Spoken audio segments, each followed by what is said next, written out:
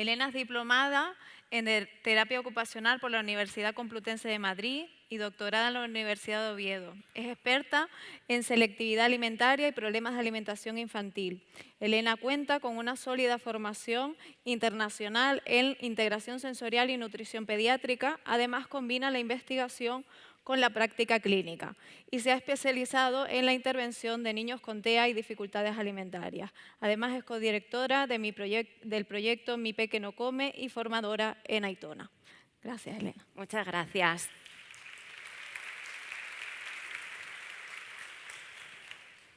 Bueno, buenas tardes. Ante todo, gracias por invitarme a este congreso. Es creo que la tercera vez que vengo a La Laguna, que me encanta, salvo por el tiempo, pero agradecida de estar aquí otra vez.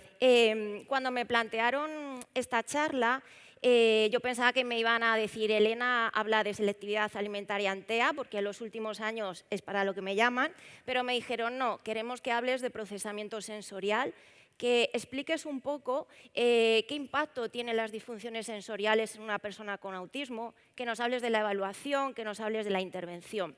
Y dije, vale, cambiamos de registro. A mí me encanta la integración sensorial, pero entré un poco en conflicto. ¿Por qué? Porque hablar de procesamiento sensorial en autismo en la actualidad para mí supone, pues, en mi cabeza, un conflicto de lo que está pasando en la actualidad. Y me cuesta hablar del procesamiento sensorial por lo que está ocurriendo en el momento actual. La integración de la disfunción sensorial como criterio, ¿vale?, del diagnóstico de autismo en el DSM-5 ha marcado un antes y un después en la integración sensorial como abordaje. ¿Qué me diréis? Bueno, pues eso es bueno. Bueno, si seguro que preguntáis a muchos terapeutas ocupacionales, para nosotros no es tan bueno. ¿Por qué? Porque al final el título tiene un porqué. Cuando hablamos de procesamiento sensorial, más allá de la conducta, nosotros observamos conductas, ¿vale?, en nuestros niños, en nuestros adultos, a la hora de recibir un estímulo auditivo que le molesta, un estímulo visual, y nos quedamos con el comportamiento. Y al final eso es un comportamiento, no me está diciendo qué le está pasando a ese cerebro cuando está recibiendo ese estímulo auditivo. Y ese es el problema actual y es lo que nos lleva al momento del día de hoy a encontrar niños, yo voy a hablar de niños porque es mi población, con mordedores en la boca como estrategia sensorial. ¿Vale? A niños que están como estrategia sensorial saltando en las camas elásticas, a niños que están con chalecos de peso como estrategia sensorial. Y realmente, ¿vale?, cuando me planteé cómo enfoco esto, pongo estudios, pongo evidencia o hago una reflexión. Vamos a hacer una reflexión, ¿vale? Porque al final la parte sensorial, aunque vais a ver que hay mucha evidencia a nivel neurológico, hay abordajes específicos, está en pañales. ¿Por qué es eso? En el diagnóstico de TEA ha sido muy reciente que todos empecemos a usar estos conceptos sensoriales, del hiper, del hipo, y como estamos en pañales, pues a lo mejor no estamos haciendo las cosas demasiado bien. Entonces, bueno, para enseñaros un poco cómo siente una persona con autismo, hay que entender qué es esto del procesamiento sensorial, que la importancia que tiene va más allá de que una persona pueda tocar una textura o pueda aceptar el ruido de la batidora. Va mucho más allá porque tiene un impacto muy importante en el desarrollo de los niños y eso, como han dicho esta mañana, va a impactar en el desarrollo como adulto, ¿vale? Entonces, ¿qué es el procesamiento sensorial? Bueno, todos vosotros ahora mismo para escucharme estáis trabajando 8 sistemas sensoriales a la vez, ¿vale? Es una serie de estímulos que recibimos del ambiente y de nuestro propio cuerpo, ¿vale?, que llegan de golpe, a la vez. Y mi sistema nervioso central tiene la misión de que eso que me llega a la vez lo tenga que organizar para dar una respuesta adaptada a lo que está ocurriendo en el ambiente, que en este caso es, tengo que escuchar a ver lo que dice Elena, ¿vale? Eso es la integración sensorial o el procesamiento sensorial. Y eso ocurre en todos nosotros de manera diferente, ¿vale?, pero de manera funcional.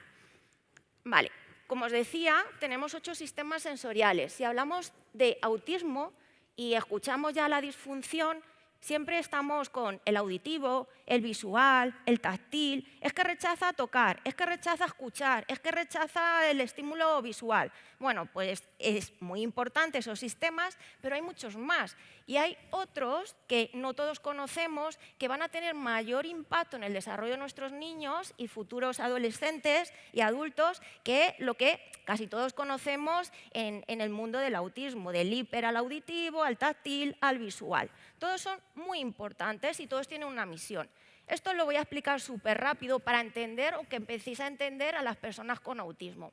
Este sistema que estáis viendo aquí, sistema propioceptivo, que a algunos os sonará, a otros menos, es un sistema que frecuentemente está alterado en las personas con autismo y lo dice la evidencia, ¿vale? Este sistema es un sistema motor, ¿vale? Que me va a dar conciencia de mi cuerpo y es muy necesario ¿para qué? Para la vida diaria, para que yo aprenda a vestirme, para que yo pueda masticar de una manera correcta, para sentir mi cuerpo, ¿vale? En el espacio y poder utilizarlo. Como os decía, que luego veremos cómo impacta en la vida diaria de estas personas, bueno, pues es uno de los más desconocidos y, como os digo, frecuentemente con disfunción cuando hablamos de diagnóstico de TEA.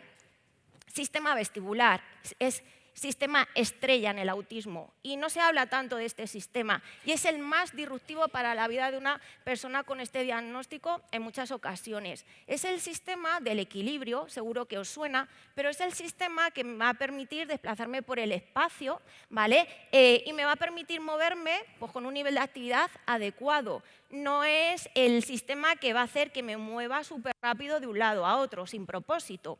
Si pensamos en algunos perfiles, ¿vale? De nuestros niños, e incluso adultos, tenemos muchos niños, como decía Paula, con diagnóstico de hiperactividad, ¿vale? Niños con un nivel de actividad muy elevada y muchas veces viene por esto, ¿vale? Porque es habitual que este sistema no funcione muy bien, ¿vale? En un cerebro con diagnóstico TEA. Además, ese sistema es importante para estar sentado sin moverme, como está Paula, y escuchar. En el cole, estar sentado sin moverme y poder comer, ¿vale? Y no estar moviéndome todo el rato. Sistema muy, muy importante y del que tampoco se habla tanto. Sistema táctil, este sí. Si pensamos en niño con TEA, es que no quiere tocar el plátano, es que no quiere tocar las texturas, es que es hiper al tacto. Es un sistema muy importante, pero es el que más pena me da, ¿vale? Cuando hablo de autismo, porque es el que más, no sé cómo decir la palabra, más errores se comete a la hora de ver a una persona con autismo con disfunción en este sistema. Es un sistema afectivo que no solamente me permite poder tocar una textura, un alimento, para poder comerlo, sino que además me va a permitir generar el apego y el vínculo. Tiene un componente emocional muy, muy importante, que se genera en el momento que nace el bebé. Entonces, es un sistema que veremos cómo impacta, más allá que no quiera tocar una textura o me moleste las etiquetas de la ropa.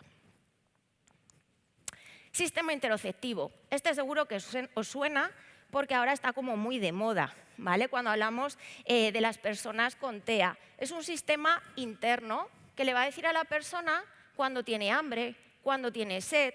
Si nos ponemos a pensar un poco en nuestra familia, en nuestros niños que están en sesión, muchos de nuestros niños no piden nunca de comer, no beben agua, ¿vale? ¿Que puede ser por otros factores? Sí, pero ¿vale? El sistema interoceptivo, la evidencia nos dice que es uno de los sistemas que no trabajan de manera adecuada en un cerebro con autismo. Luego veremos por qué. Sistema igual muy importante y que puede impactar mucho en la vida diaria de una persona.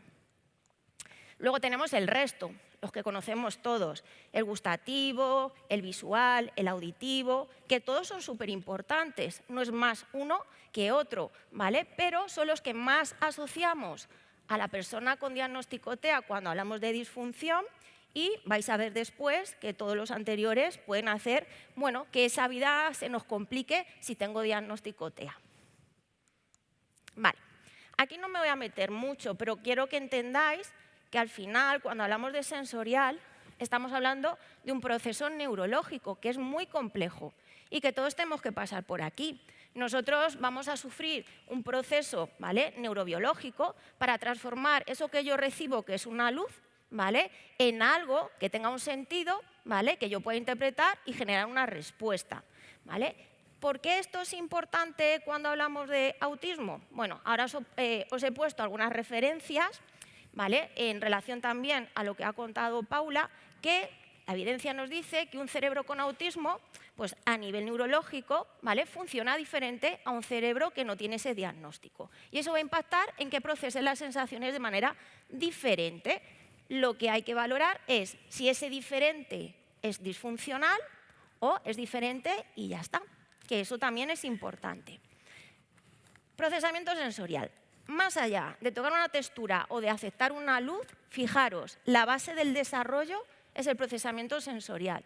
¿Qué quiere decir? Que para que un niño aprenda a vestirse, a masticar, a alimentarse, a relacionarse con los amigos, a aprender en el colegio, ¿vale?, para que empiece a desarrollarse a nivel global, necesita procesar las sensaciones de manera correcta. Y la prevalencia de que eso no ocurra en un niño con TEA es más del 90%, ¿vale? Son prevalencias muy altas, ¿vale? Entonces, para que todo lo de arriba de la pirámide ocurra, la base tiene que estar asentada. Y en muchos de nuestros niños, adultos, adolescentes, no está asentada. Y es cuando hablamos de esas disfunciones sensoriales. Vale. Esto, sin hablar todavía del diagnóstico, es importante que entendamos que cada uno procesamos la información sensorial de manera muy diferente. ¿Qué significa eso?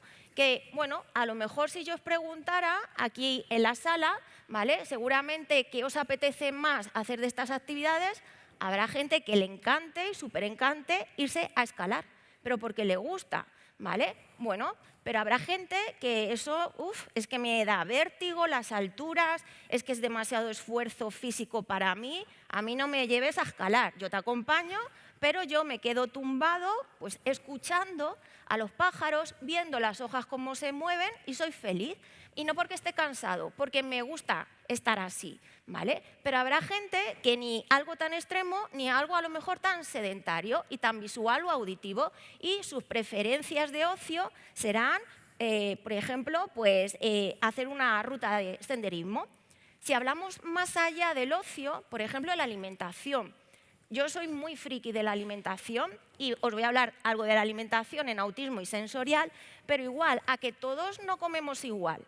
Y ya no hablo solamente de sabores. Hay gente que le encanta el picante y hay gente que no lo soporta. Hablo de las texturas. A mí no me des una sopa, no me des un triturado, porque a nivel oral no me gusta. Sin embargo, dame para masticar, ¿vale? Para masticar y resistente, y eso va a ser mi preferencia en la alimentación.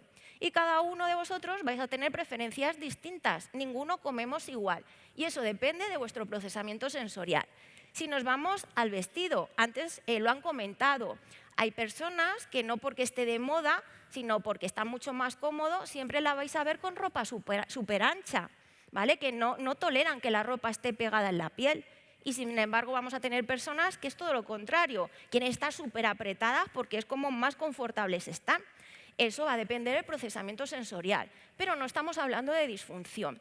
Y esto, por ejemplo, cuando hablamos de autismo es importante. Como os decía, el hecho de que ahora el criterio sensorial esté como parte del diagnóstico tiene sus cosas buenas y sus cosas malas. ¿Por qué? Porque ahora todos los niños con TEA van a terapia ocupacional, a integración sensorial, a la sala de integración sensorial. Bueno, pues a lo mejor no es necesario, ¿vale? Van a procesar la información diferente, pero no significa que sea disfuncional. Vamos a valorarlo, ¿vale?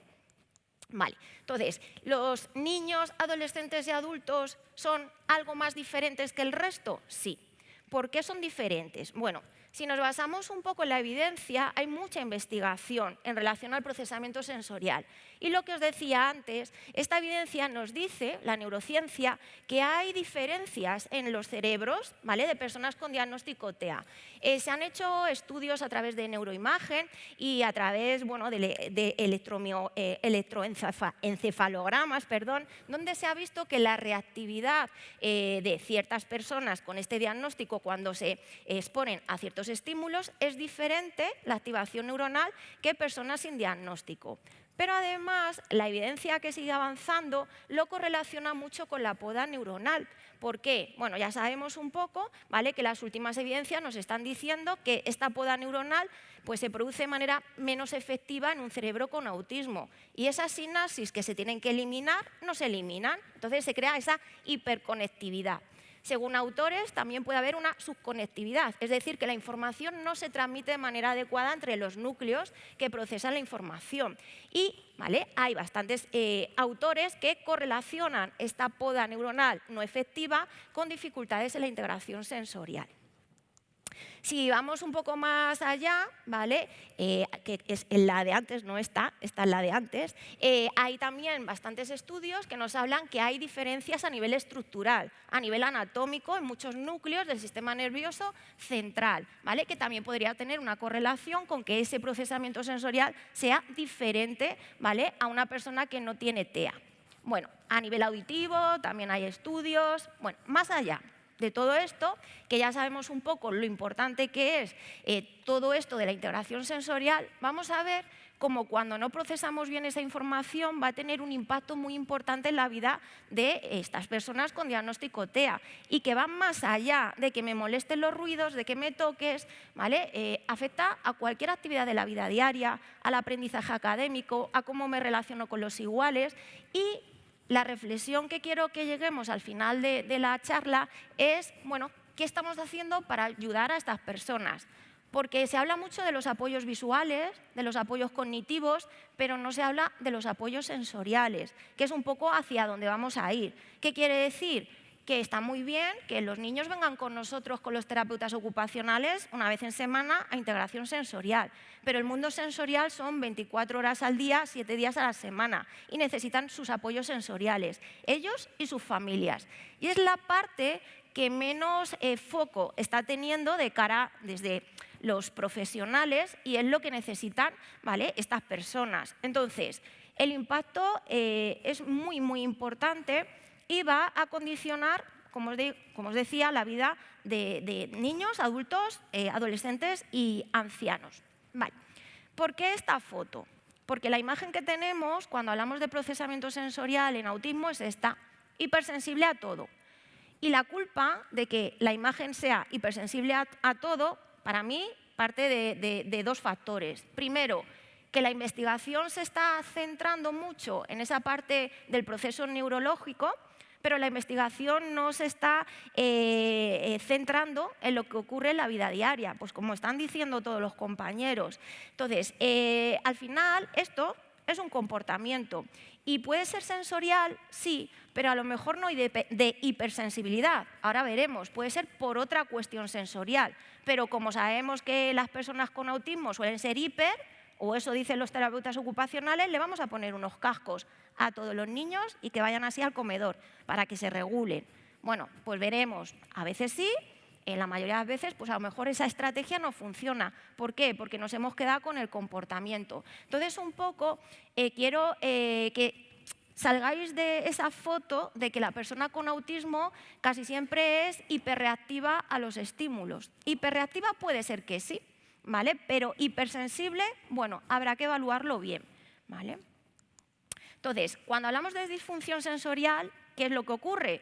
Pues que en ese proceso que os he dicho neurológico, algo ocurre de manera no funcional, que hace que la respuesta que tengo que dar a la demanda del entorno no sea adaptativa.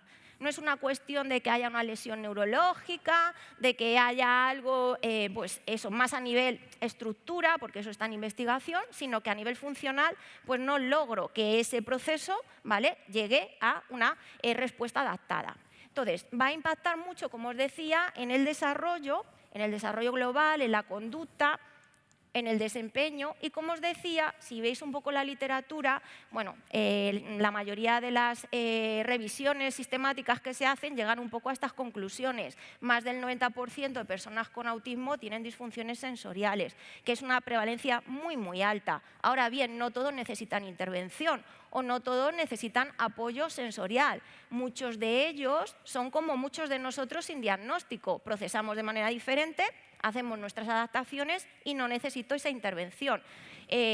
Veremos otros casos que sí, pero veremos cómo les podemos apoyar.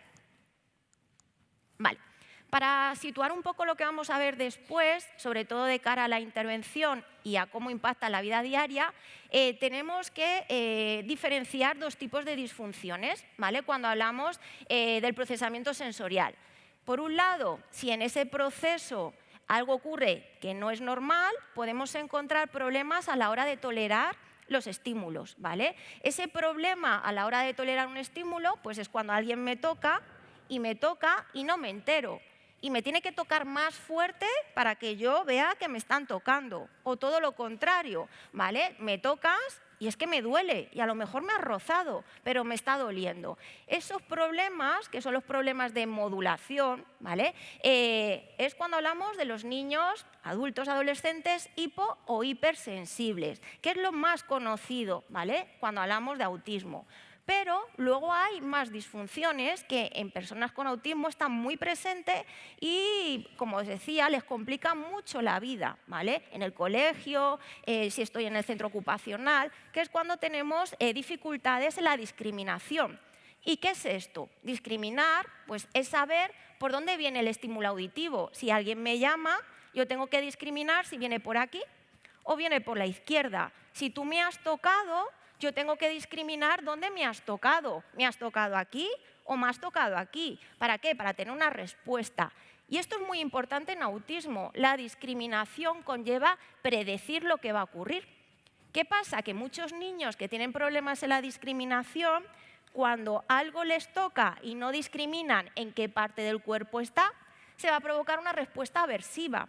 ¿Vale? ¿Por qué? Porque no puedo predecir lo que está ocurriendo. Y eso no es ser hipersensible, ¿vale? Entonces, por eso os digo que hay como una foto ya muy hecha de que la persona con autismo es hiper a todo y bueno, pues algunos sí y otros no.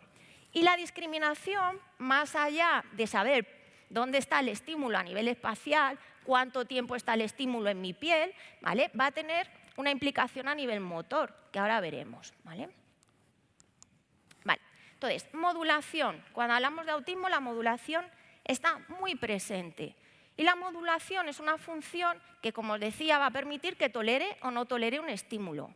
Pero más allá de eso, también es muy importante porque va a permitir que yo filtre los estímulos del ambiente. ¿Qué quiere decir?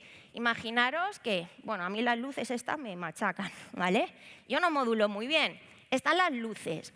Pero de repente se ponen aquí a hablar las compañeras y se ponen a hablar Paula y la compañera. Y de repente un foco empieza así, intermitente. Si yo no soy capaz de filtrar los estímulos del ambiente y quedarme con lo que me hace falta para hacer una tarea, al final esto me va a provocar que me desregule. ¿Qué suele pasar muchas veces en los niños?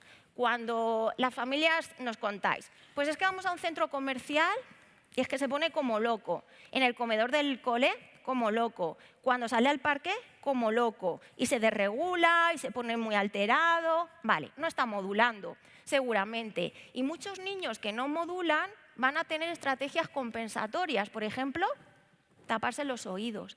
Y no es porque sean hiper a un ruido, sino porque me está entrando toda la información visual, no soy capaz de ordenar y de filtrar y eso me provoca sobrecarga sensorial. Y yo lo que hago es esto. Pero no porque sea hiper al auditivo, no necesito unos cascos. Necesito apoyos sensoriales en ese entorno.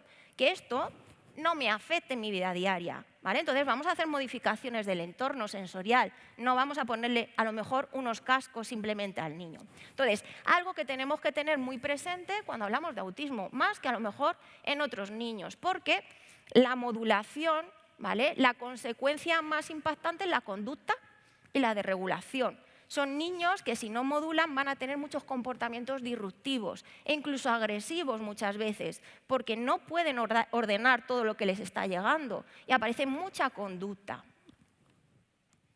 Vale.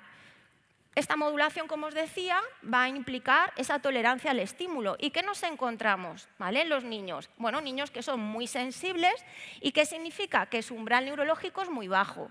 ¿Y eso qué significa? Pues que con un mínimo estímulo, poco intenso, ese estímulo hace ese viaje neurológico y enseguida toca esas neuronas para decir, oye, que estoy aquí, que te estoy tocando. Y eso es lo que permite orientarse al sistema nervioso central, algo está ocurriendo, ¿vale? Pero es mínimo. Son muy sensibles al estímulo y lo malo que ocurre a nivel neurológico, no solamente que lo detectan súper rápido, sino que se mantiene en un umbral que molesta, que es ese primer estímulo que te das cuenta, ¿vale? Pero luego tú te acostumbras a ese tacto. Estos niños no se acostumbran. Eso llega al umbral y te toca, me molesta, porque eso tiene que salir de ahí y no sale. No logro habituarme a ese estímulo. Son muy sensibles al tacto, a las luces, al ruido. Hay niños, menos, cuando hablamos de autismo, que incluso son muy sensibles al movimiento y no se mueven. ¿Vale? Y es lo que, como os digo, lo más conocido en el autismo, pero no lo más habitual. ¿Vale? Lo más habitual en la práctica clínica son estos patrones, los niños que son hipo. Y se van a defender de los estímulos igual que los hiper, pero a estos niños, adolescentes o adultos, la información o no le llega o le llega, pero no pueden discriminarla, no le pueden dar un sentido. Entonces, ¿qué me ha tocado? Y os pongo un ejemplo de alimentación que es como muy visual. Cuando tenemos personas con TEA, yo hablo de los niños que vienen con problemas de alimentación, por ejemplo, que están en triturado, lo primero que te dice la familia, me han dicho que es hiper, porque es que detecta un grumo, una fibrilla del puré y ya le dan arcadas. Y me han dicho que es hiper, o yo pienso que es muy sensible. Vale, vamos a tener que verlo. ¿Por qué? Porque habitualmente los niños que son hipo tienen la misma conducta. ¿Por qué? Porque a lo mejor yo detecto el estímulo, ¿vale? O me cuesta más, pero luego no sé interpretar dónde está en mi boca. Si tú me das un triturado y de repente algo que lleva una información lineal, aparece algo que puedo detectar, pero no sé dónde está en mi boca, me van a dar arcadas. Voy a escupir textura, pero no porque sea hiper. Entonces, el perfil más habitual, y lo dice la evidencia, no es del hiper, ¿vale? Normalmente muchos niños tienen un bajo registro y son muy hiposensibles a muchos estímulos, ¿vale? A nivel sensorial. Y estos niños, pues umbral neurológico alto significa que necesitan mucha información. Y cuando os hablaba de vestibular, del movimiento, este es el niño con autismo muchas veces, un niño que necesita movimiento, porque no le llega, y es el niño que no para de moverse, que tiene un nivel de actividad muy elevado, que no se puede permanecer quieto ni 2 minutos y ya se está levantando y decimos, es hiperactivo.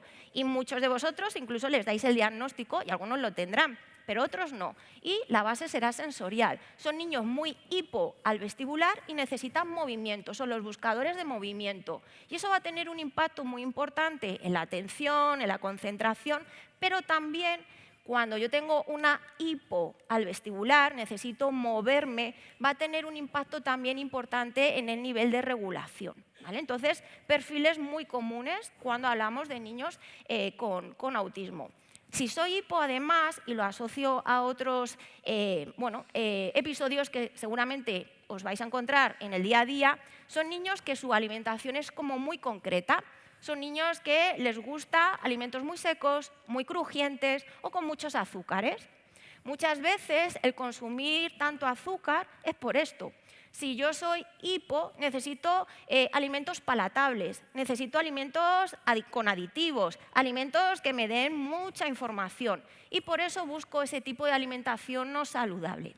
Y si relacionamos todo esto con el autismo, por ejemplo, ya sabéis que ahora, lo han comentado esta mañana, hay mucha investigación de las dificultades a nivel gastrointestinal en las personas con autismo y hay mucha investigación en la microbiota. Hasta hace poco, microbiota nos decían que por el hecho de tener diagnóstico de TEA, la microbiota puede estar alterada.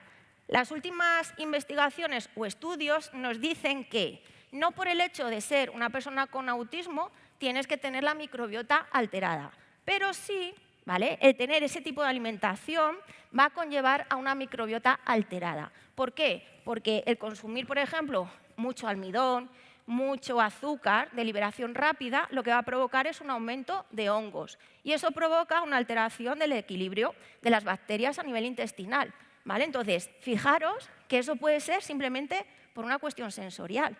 Y estamos en esos problemas digestivos o en ese tipo de alimentación no saludable, simplemente porque mi hijo es hipo. Como os decía, modulamos, ¿vale? ¿Para qué? Para que yo pueda controlar toda la información del ambiente, tolere los estímulos de una manera adecuada y eso va a influir en que mi nivel de alerta sea óptimo. Si yo recibo todo lo que os he dicho y no modulo y tengo esa sobrecarga sensorial, voy a tener un nivel de alerta muy alto, voy a estar hiperalerta a todo lo que ocurre y además voy a desregularme, ¿vale? Que es algo también muy común cuando hablamos de autismo y tiene mucho que ver con esta función a nivel neurológico.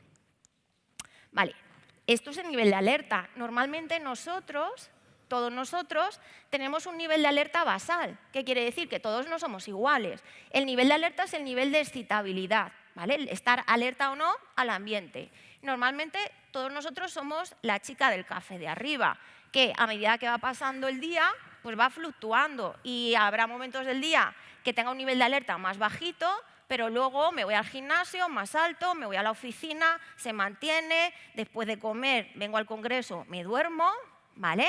Pero es lo normal. Pero es que nuestros niños, adolescentes y adultos con TEA normalmente les cuesta mucho estar ahí arriba y normalmente son, antes tenía nombre, bueno, el del medio, ¿vale? Vamos a llamarle Pablo. Normalmente son Pablo, están en hiperalerta constante, ¿vale? Por todo lo que ocurre en el ambiente. Y esta hiperalerta constante muchas veces viene por un inadecuado procesamiento sensorial. Son niños que están desregulados y en hiperalerta, porque no están procesando bien las sensaciones y eso va a impactar mucho en el aprendizaje académico, en que yo pueda relacionarme con los iguales de una manera más adecuada o que yo pueda prestar atención a un juego con mamá, pues con la foto que ponía Marga esta mañana, para que yo pueda prestar atención a un juego, esto tiene que estar bien y para que esto esté bien yo tengo que procesar bien las sensaciones. Vale. Si no modulo, estos conceptos ya han salido, sobrecarga sensorial. Y las personas con autismo tienen estrategias, ¿vale? Para compensar esa sobrecarga. Puede ser que entren en meltdown, ¿vale? Que esa sobrecarga lo que va a provocar es que, ¡buf!, exploto.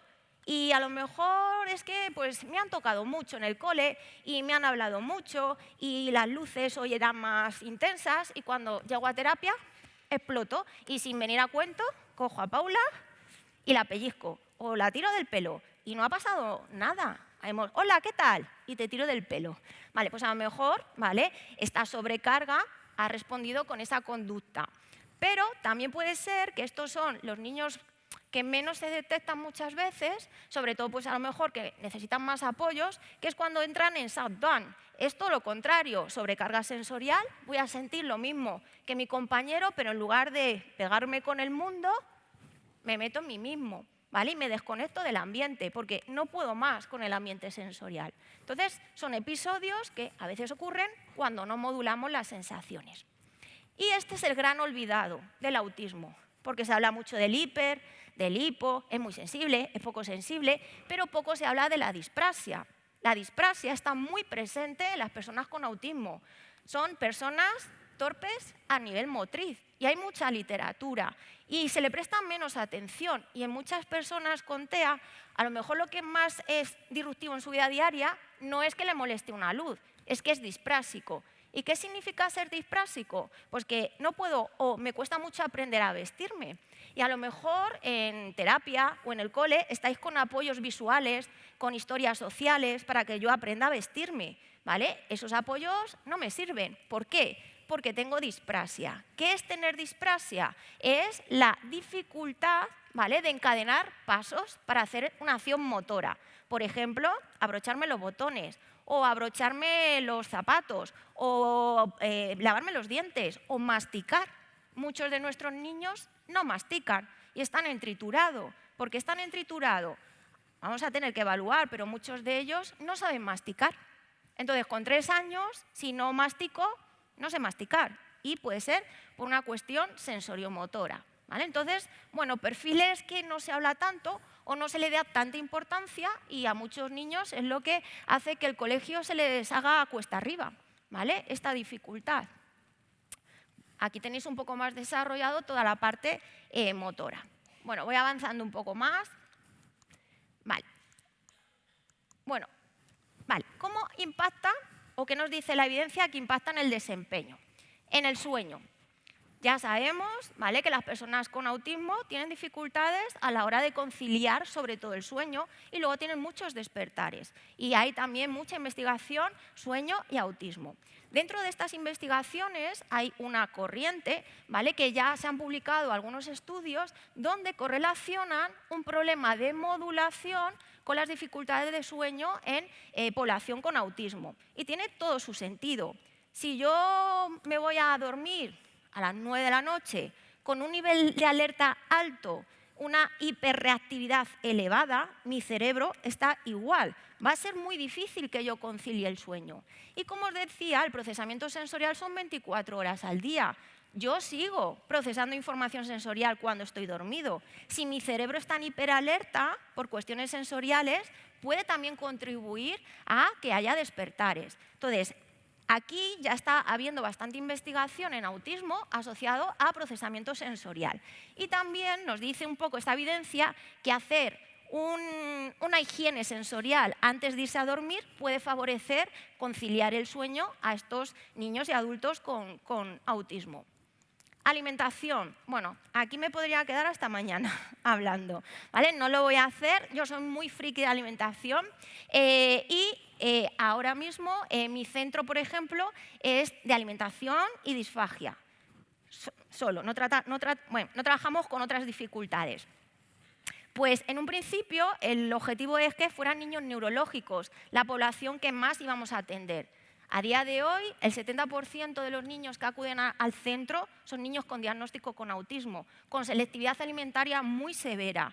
Y hay que preguntarse por qué. Es multifactorial, pero el condicionante sensorial aquí es muy importante, ¿vale? Cuando tenemos disfunciones sensoriales, va a hacer que ciertas texturas me provoquen aversión, ciertos olores me provoquen aversión y no voy a querer comer. Y eso se asocia a funciones ejecutivas, a que soy inflexible a nivel cognitivo y voy a comer A y B. Y no me vas a sacar de ahí, da igual lo que hagas, aunque hagas el mono encima de la mesa, no voy a comer más. O tenemos niños que están en triturado, como os decía, muy habitual. Y estos niños en triturado, la parte sensorial va a estar alterada simplemente por estar en triturado. Ya ni siquiera por todo lo que os he explicado. Cuando un niño no empieza a masticar, no recibe sensaciones en la boca y eso va a impactar en la percepción sensorial que tienen a nivel oral y en la parte motora. Si tú me das cualquier alimento, lo voy a rechazar, lo voy a escupir y empezamos a tener problemas de salud, ¿vale?, cuando hablamos de alimentación en autismo. Entonces, bibliografía, toda la que queráis, pero hay que hacer un buen análisis, ¿vale? Entonces, bueno, aquí os he dejado cosas que ya os he contado, ¿vale?, en relación a la alimentación. Control de esfínteres, igual. Muchos niños con autismo no consiguen llegar a tener ese control de esfínteres, aunque pensemos que fisiológicamente están preparados. Y puede ser por una cuestión sensorial. Muchas veces no logran sentir la presión de la vejiga. La presión de la vejiga es una información interoceptiva que le va a decir a mi cerebro, esta presión que tengo en la vejiga es, quiero hacer pis. O, por ejemplo, les va a molestar hacer pis a nivel táctil. O hacer caca, no quiero porque me molesta. O simplemente estar sentados en la taza del baño a nivel postural les supone un mundo que nadie se ha dado cuenta y retienen las heces simplemente por estar sentados ahí porque su control postural no es bueno. Entonces, control de esfínteres, aprendizaje. Ya os lo he puesto en la pirámide, la base es el aprendizaje, ¿vale? El procesamiento sensorial. Voy un poco más rápido, que si no, no me da tiempo. Autonomía, he puesto varios ejemplos. Conducta, he puesto varios ejemplos. Vale, relaciones sociales, estar en ambientes muy sociales, en la alimentación, en los comedores, en el parque de bolas, en el recreo del cole, son situaciones sensoriales que pueden ser muy aversivas para estos niños. Vale, y ya para terminar, ¿en qué estamos fallando? ¿Por qué estamos fallando en la intervención y en la evaluación de personas con autismo? Primero, por esto. El perfil sensorial es un cuestionario que es muy top, ¿vale?, pero que está mal utilizado, porque por sí mismo no nos dice nada. Y era un poco lo que decía Paula. A muchas familias os dicen hay que pasar un perfil sensorial. Y vais al terapeuta ocupacional y os pasa esto. Ah, pues es hiper. Todos los niños TEA van a ser hiper en este cuestionario. Y eso es mentira. Esto es un cuestionario que evalúa comportamientos asociados al procesamiento sensorial. Y el propio manual nos dice que por sí solo no es un indicador diagnóstico, hay que evaluar. Entonces, esto te puede decir, posiblemente tenga un problema sensorial y solo valora modulación, no valora disprasia. Y todos los niños, o la mayoría de los niños adolescentes, tienen componentes de disprasia, que pueden hacer los mismos comportamientos que están en este cuestionario. Así que, cuidado, un perfil sensorial no es esto. Esto es un cuestionario que se llama perfil sensorial. El perfil sensorial es una evaluación más completa. Esto está muy bien para que lo paséis, como veis, docentes, psicólogos, neuropsicólogos, psiquiatras, neuropediatras, y lo tenéis que pasar. Pero esto por sí solo no nos dice nada. ¿Por qué? Es esto lo que va a decir que esta persona cómo procesa las sensaciones y qué necesidades tiene en su entorno, en su vida diaria o en clínica, ¿vale? Entonces, lo de antes, muy bien, pero no de manera aislada. Si queremos saber cómo es el perfil sensorial de una persona con autismo, hay que evaluar sí o sí. Y luego veremos, porque la intervención, casi ya acabó, también falla. Tenemos dos tipos de intervención y en la que nos estamos centrando en las personas con autismo y en niños solo, porque en adultos tampoco, es en esto, que es lo que hacemos los terapeutas ocupacionales una vez en semana. ¿Esto es bueno? Sí. ¿Sirve para algo? Sí. ¿Para todo? Pues no. ¿Por qué? Porque es clínico. Una vez en semana yo puedo regular al niño en un columpio y se va a ir a su casa y se va a desregular. Y al día siguiente también. Y nos vemos dentro de 7 días. No vale para nada.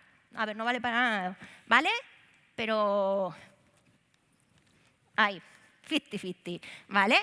Y solamente lo puede hacer el terapeuta ocupacional y esto no es suficiente, pero esto sí, modelo de procesamiento sensorial de Winnie Down. Esto es lo que sirve a la persona con autismo, porque es un modelo ecológico que lo que hace es adaptar el ambiente y la actividad a cómo procesa esa persona las sensaciones. ¿Qué quiere decir? Que en el cole van a tener que adaptar el ambiente y las actividades para que yo no me desregule. Y no es que me deis un mordedor cuando ya estoy como una moto, ¿vale? Mordedores prohibidos, ¿vale? No, ¿vale? Es que vamos a ver cómo procesas y vamos a ir adaptando tu día a día en el cole, en casa, por la noche, cuando voy al baño, cuando voy al parque, cuando voy al centro comercial. Eso es lo que ayuda a la persona con autismo a vivir cómodamente en un mundo sensorial. Lo que hacemos los terapeutas es un complemento. Y esto lo podemos hacer los terapeutas, los padres, los maestros, los psicólogos, y es hacia dónde tenemos que ir. Porque ¿de qué vale el columpio, la licra o la piscina de bolas en niños cuando yo voy al centro comercial el domingo, que ha pasado una semana desde que he estado con Elena y no lo soporto? Y nos quedamos en casa y no vamos a ningún sitio porque no lo puedo gestionar. Y nadie está ayudando ni a mi padre ni a mi madre para que me acompañe sensorialmente a hacer esa visita, ¿vale? Y eso es todos los días. Y eso es lo que es la intervención desde la parte sensorial, no tanto lo que hacemos los terapeutas.